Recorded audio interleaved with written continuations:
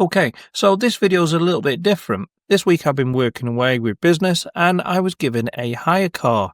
And this hire car is the Kia Sportage GT. And it's a hybrid. It's not a plug-in hybrid, it's a proper hybrid. And I thought I'd do a quick video whilst I was driving around to give you an idea of how it actually performs and how I compare it to an EV. So let's go and have a look at me driving the car and giving you a review of how I actually felt about it, warts and all. Okay, so this is the Kia Sportage GT-Line.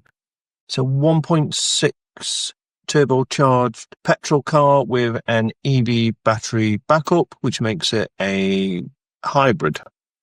The battery is charged via the running engine, unlike a plug-in hybrid where you have to plug it in to charge the battery, which nobody seems to do.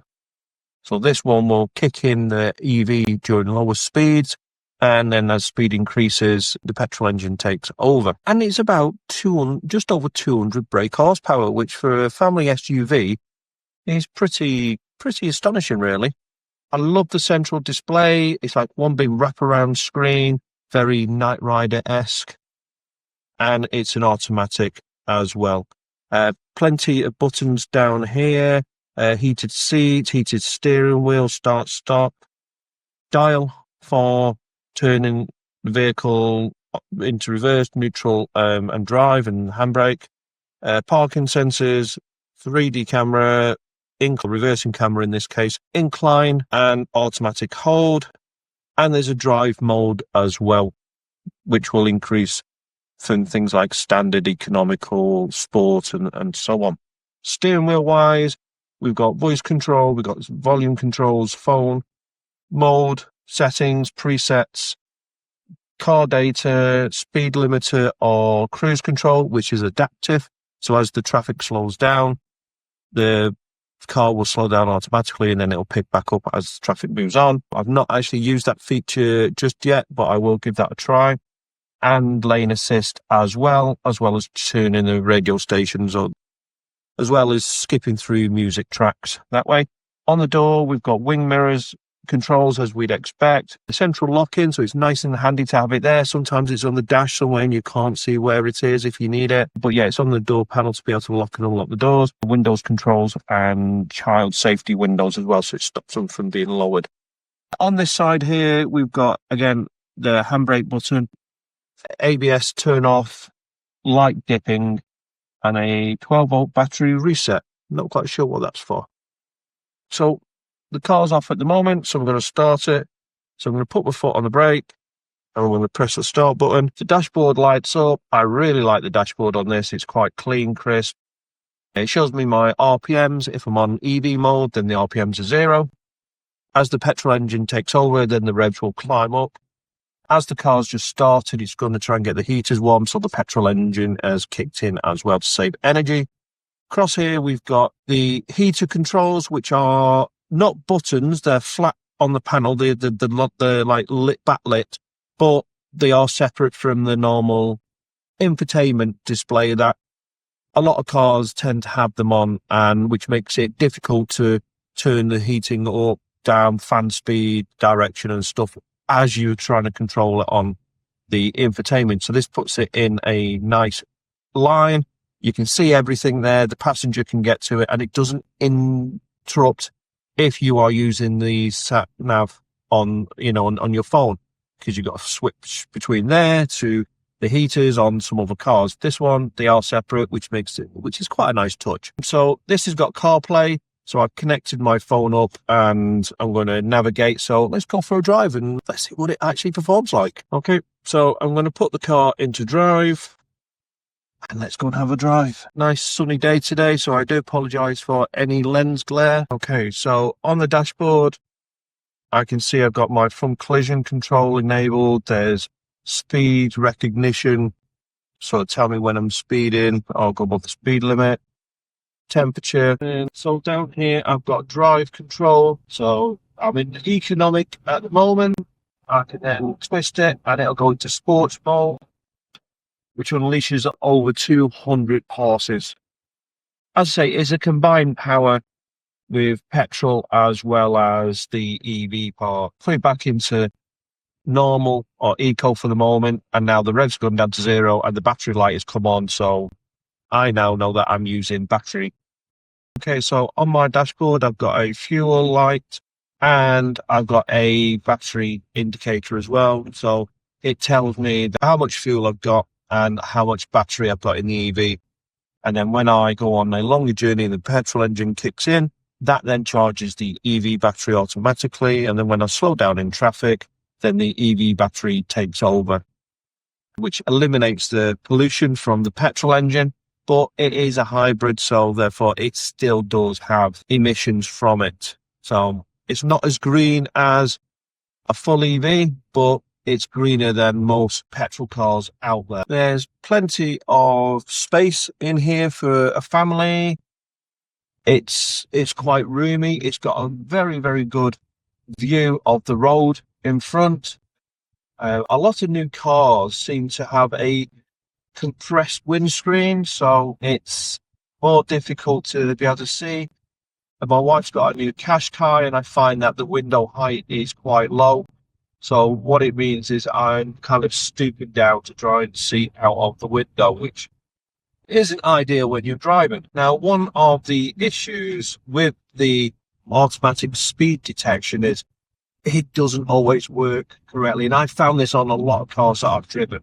So I've gone past a 13-mile-an-hour sign, but the car is still registering that I'm in a 20-mile-an-hour area, which isn't quite accurate.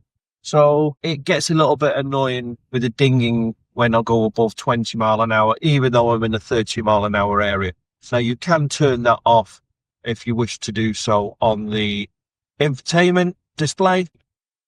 It seems to be now that a lot of cars have it switched on automatically now, and you have to go in and turn it off, which I may have to do in a second. I've got people behind me and I'm in the 30, I'm doing 24, but I am in the 30 area. Plenty of room in the boot for suitcase, couple of bags, plenty of leg room.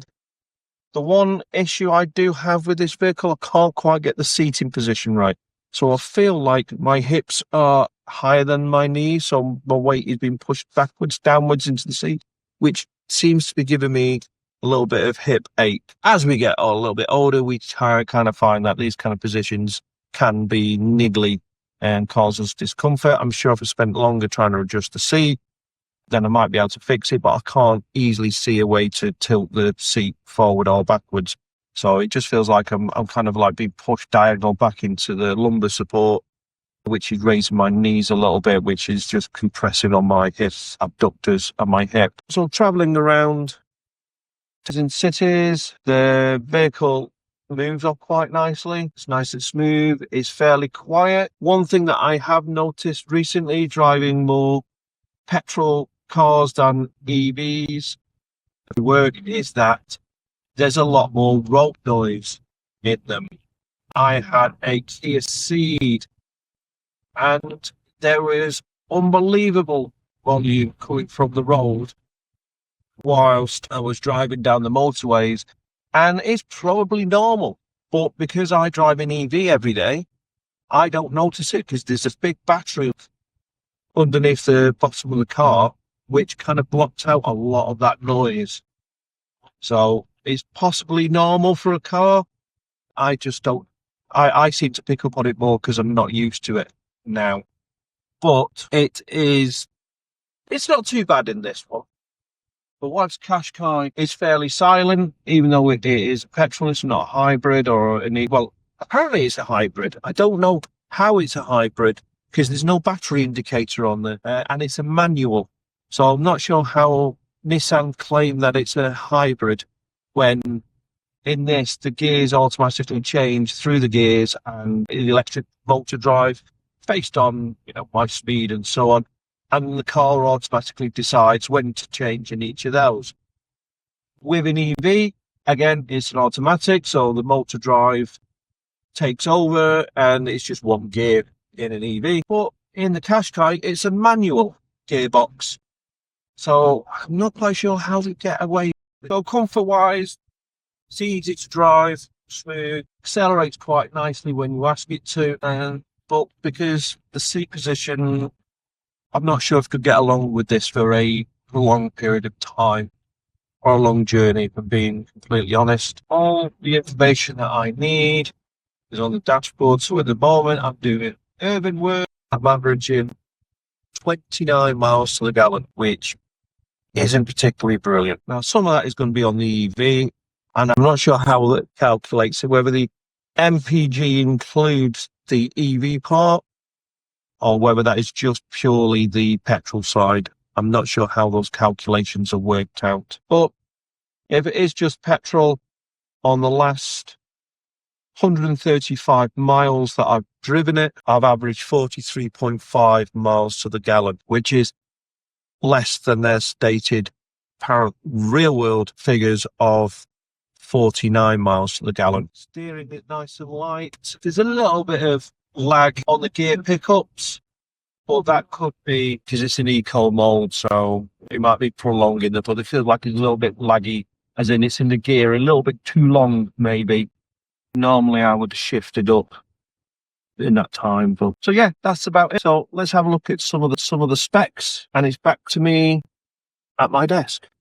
Okay, so there we have it. That's my review of the Kia Sportage GT. It's a very, very nice car. It's really rapid. It's quick. Even with the size of the vehicle, it's very, very rapid. Like I say, over 200 brake horsepower.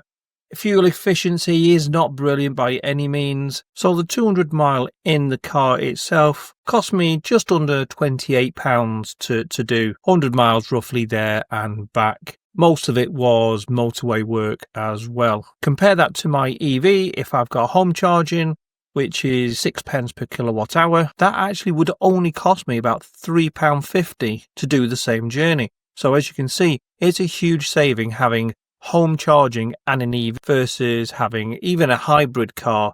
The MPG is not any more than what I would expect to have in a full petrol, but it does help if you are doing urban work quite often. You probably see more of a benefit rather than motorway work. So the question is, would this car tempt me away from my EV? And I really had to think about this because it is a very nice car. It's very quick.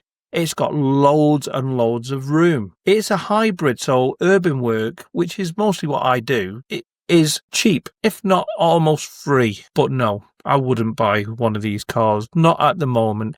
The MPG needs to be a lot higher than that, and the petrol engine kicks in a little bit too early for my liking. It seems to kick in when you get to about 25 miles an hour.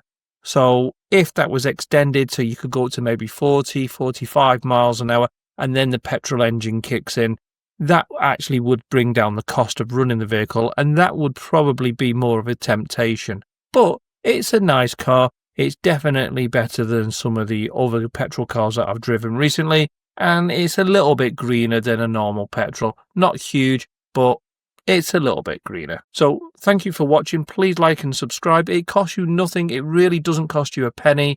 It really helps me out. I really appreciate it. It means that you like the content that I'm making, and it gives me inspiration and ideas for other videos. So why don't you go and check out this other video about range anxiety and charging anxiety from the EV show that I went to watch. It talks about what could cause people to go for a hybrid, for instance, or keep with a petrol car rather than going for an EV, because there are various things that are just putting people off. So go and watch that video, let me know what you think, and in the comments below, just let me know, have you got a hybrid? What do you think of it? Is it as cheap to run as you thought, or are you considering a full EV next time? Thank you for watching, and I'll see you in the next video.